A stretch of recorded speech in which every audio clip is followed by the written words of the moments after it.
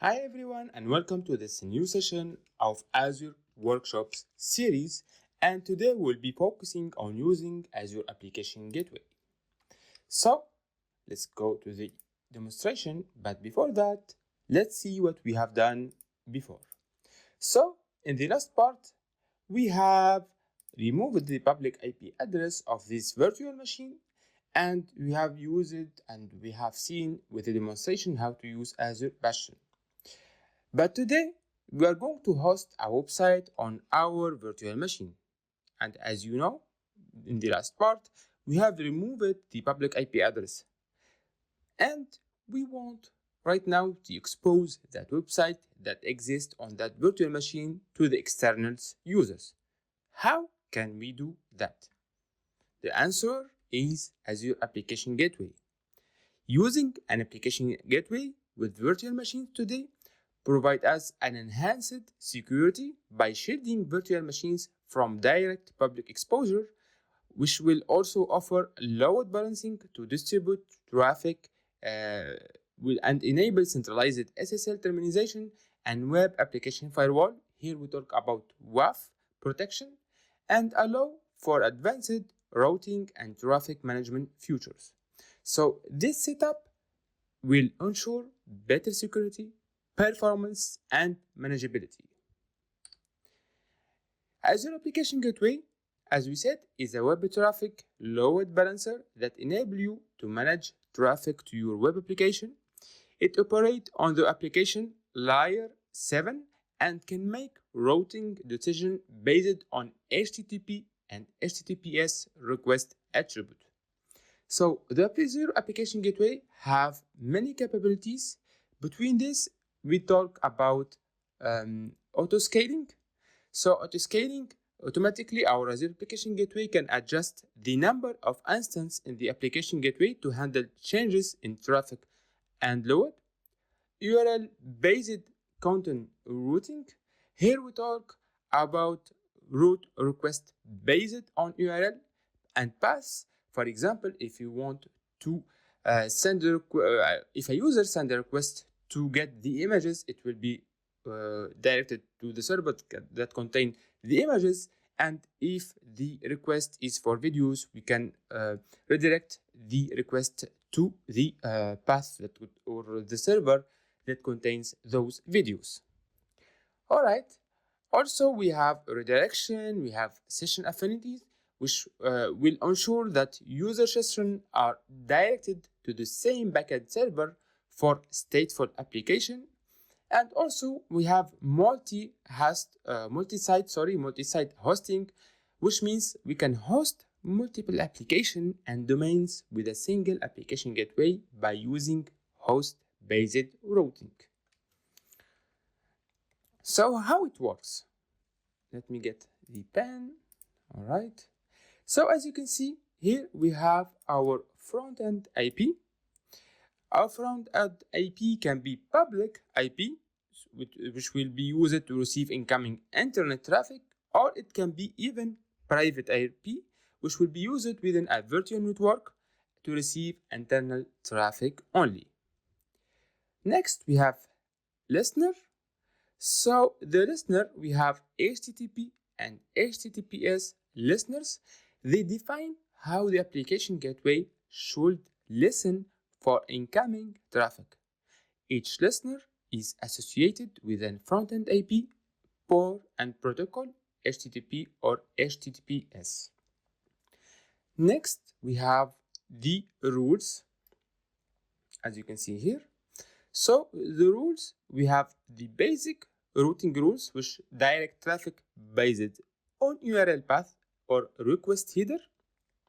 And also we have path-based routing, which means it will route traffic to backend pool based on URL path pattern, as we said in the last page, via image or videos. Also, we have multi-site routing, which will allow hosting multiple sites on a single application gateway and routing traffic to the different backend pools based on the host header.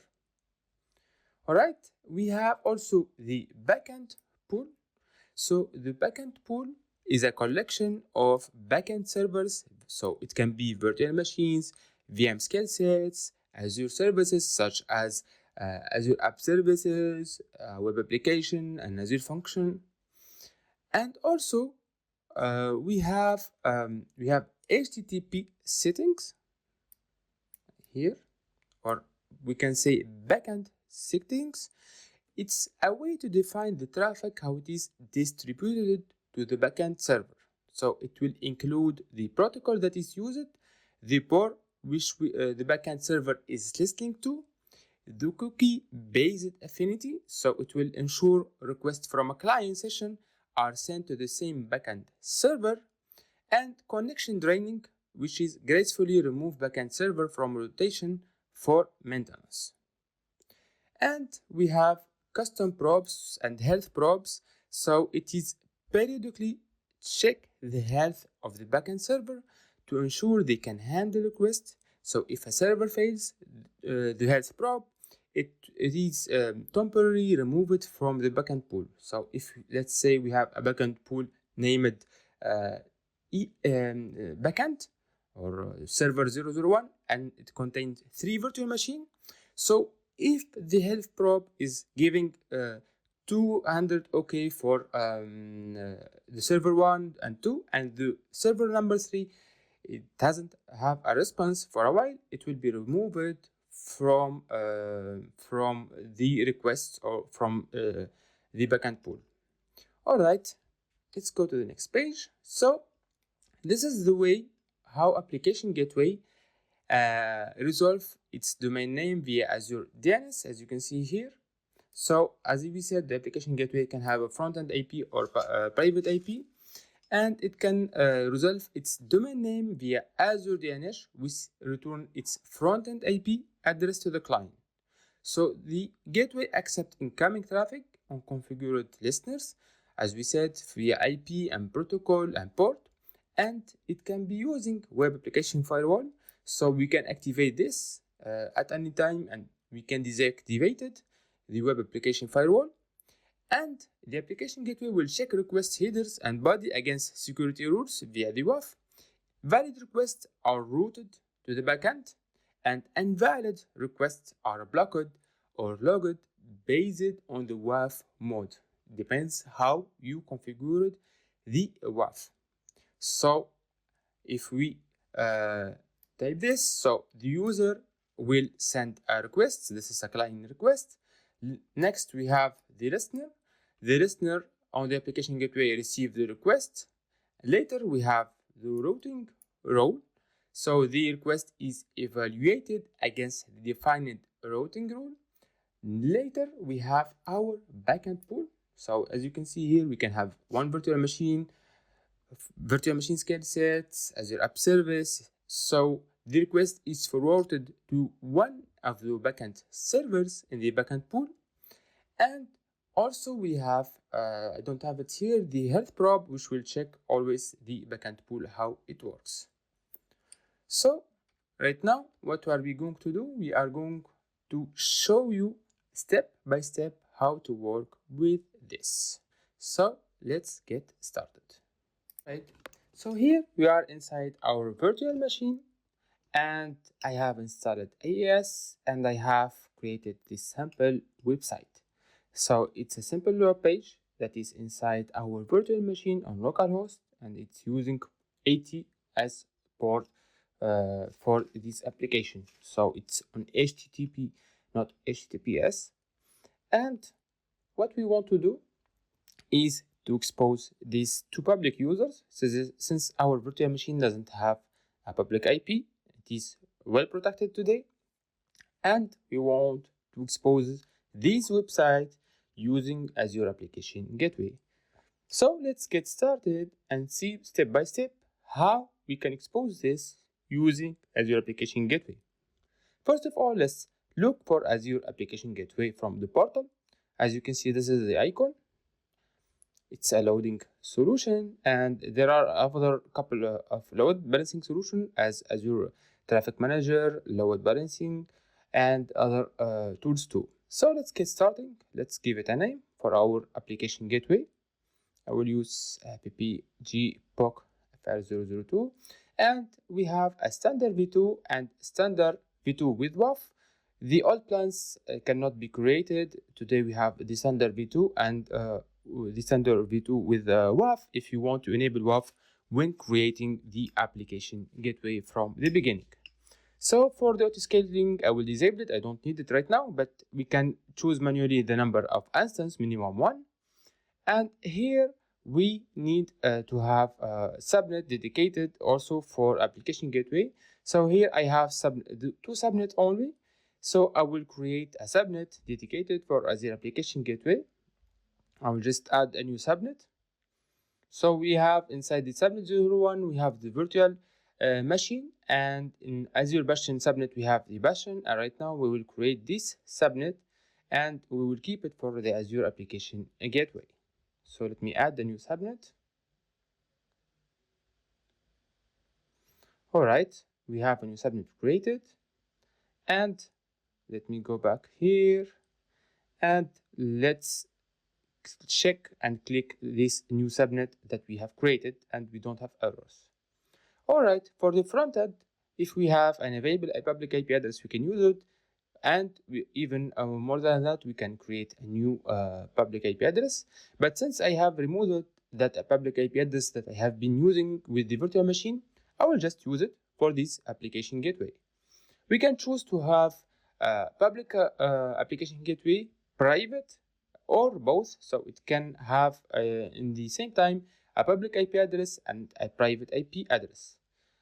Let me go with a public IP address. Alright. For the backend pool, we can choose from the beginning to have 0 backend targets, or we can even create them from the beginning. Let me just choose our virtual machine. Alright. So this is our virtual machine that exists on the same resource group. And now we need to do some configuration. So we have added the front-end IP and the backend pool. Now we are going to need to create our first routing rule. Let's go and create an HTTP routing rule. So the rule name, I will give it a name, HTTP rule. So let me type 001. And priority, it will be 1. Each routing rule, it will have its own priority. And for that, we need to create a listener. So our first listener, it will be an HTTP listener, and it will listen on the port 80.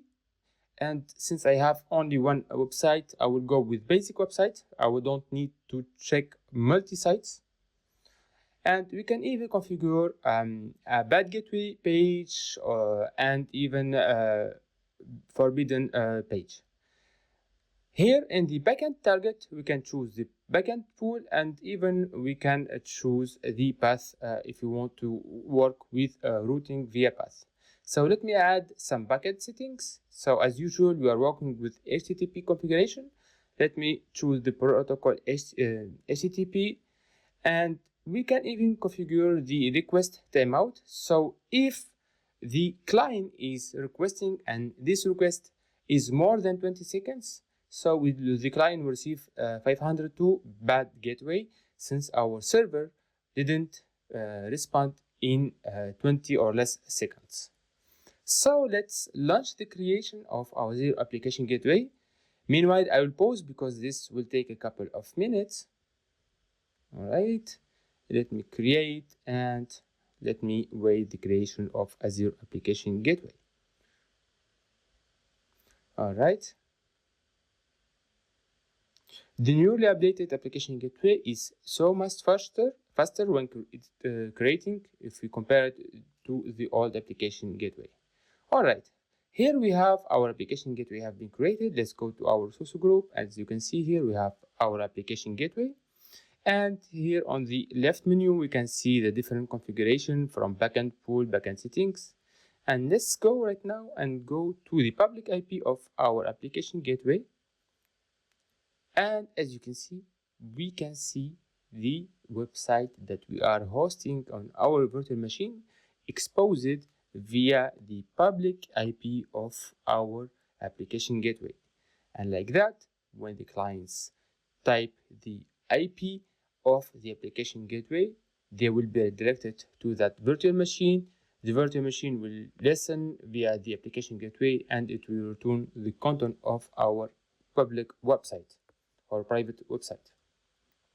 So as you can see here, this is our virtual machine, this is our application gateway, and it's the same content exposed publicly to the users. We can hear from ES, we can stop and start that website, and we can change the content, and we can even add more website, and later we need to do some configuration on the application gateway. If you want to add some websites, we need to use multi-hosting if you are going to add some websites. Let me refresh this public IP or this page. As you can see, there is a sign that is not secure because we are working with HTTP and not working with HTTPS. Later, you can set up the configuration, you can add your certificate to the virtual machine and later to the application gateway in order to protect your website. So I restarted the server on the virtual machine. All right. And here from the configuration, we can add manually some instance, or we can configure automatically. In these backend settings that we have configured, we can change the request timeout. We can set up here from the menu, as you can see, the SSL settings or the listeners. We can add, for example, if you want to add HTTPS listeners, we need to check with the port 443. We need to add it, and we can set up custom error pages for different errors. If we, for example, we are sending a bad request to the path that it doesn't exist on our website, we can set up a forbidden or internal server or service unavailable page. It depends on the type of the error. So we can even here enter HTML file URLs if we have, for example, some static web pages. All right, let me go back here. Let me just, since I have restarted the website, let me refresh the page. Oh, it's on HTTPS. I think this is why I'm getting this error. I need to go to private and work with HTTP. All right, let me go back here. And I just started my website because it was stopped. All right, let me go back.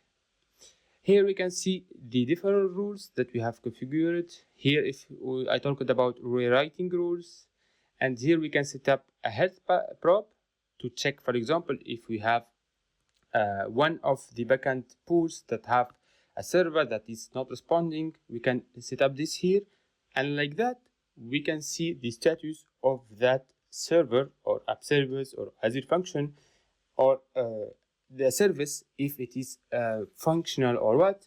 We just need to give it a path and interval and timeout, and like that, if we test right now, our health probe will do its first check and check for a matchmaking code between 200 and 399, and like that, between these codes, it will send us a response saying that our server is working fine. But if the response is above and more than 399, it will tell us that the server is not responding. And here we have the insight. It will show us the configuration, the design of the configuration that we have set up for our application gateway. And as you can see here, our server is healthy and we are receiving 200 as statute code, which means it's okay. Later, I talked about web application firewall. So here from this menu, you can activate it using WAF v2. So I will not be talking about the WAF, maybe in another video, but it is very important if you want to protect our application from different type of attacks. In the backend pool, we can add different backend pool. If you want to use multi-site hosting, as you can see here, we can choose app service or different apps, and we can even edit the backend pool that we have and add different target types. If we have, for example, target pool 1, and we can have for this target pool 2 or 3 or 4 virtual machines. And this is the SSL settings. So if you have a certificate and you need to set up that in order to have HTTPS request, you need to set up that from the menu. So I hope this part was clear. Later, we are going to talk about something else, which is VPN or Azure VPN Gateway, and we are going to see how to connect securely to that private IP address of that virtual machine from our home. So see you in the next video.